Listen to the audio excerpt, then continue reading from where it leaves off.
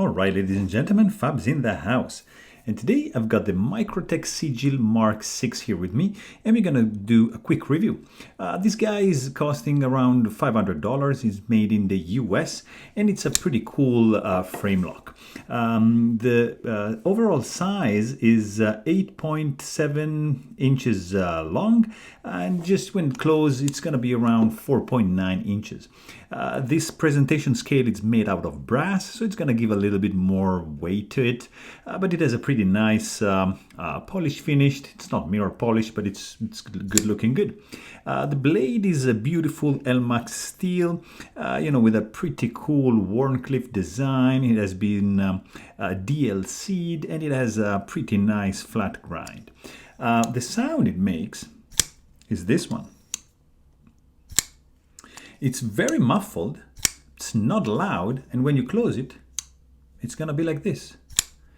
So very unobtrusive. You wouldn't guess like that this knife, like with this shape, which is pretty aggressive, it has like a very soft sound, so very, very nice. In the pocket, this is gonna be a little bit on the heavy side, like weighing in at 6.5 ounces. If you check, the other side, you see that, this blade reveals a beautiful frame lock with a nice titanium, with a stonewash finish.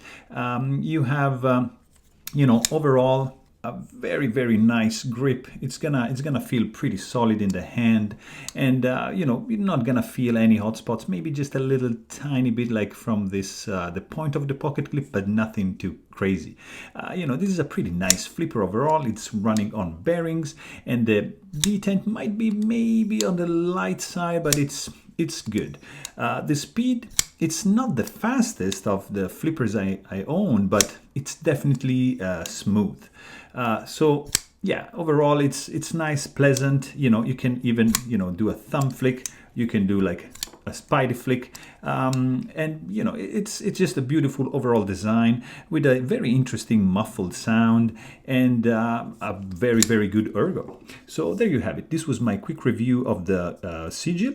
If you enjoyed this video, please consider to check the full-length review. But thanks for watching and stay tuned.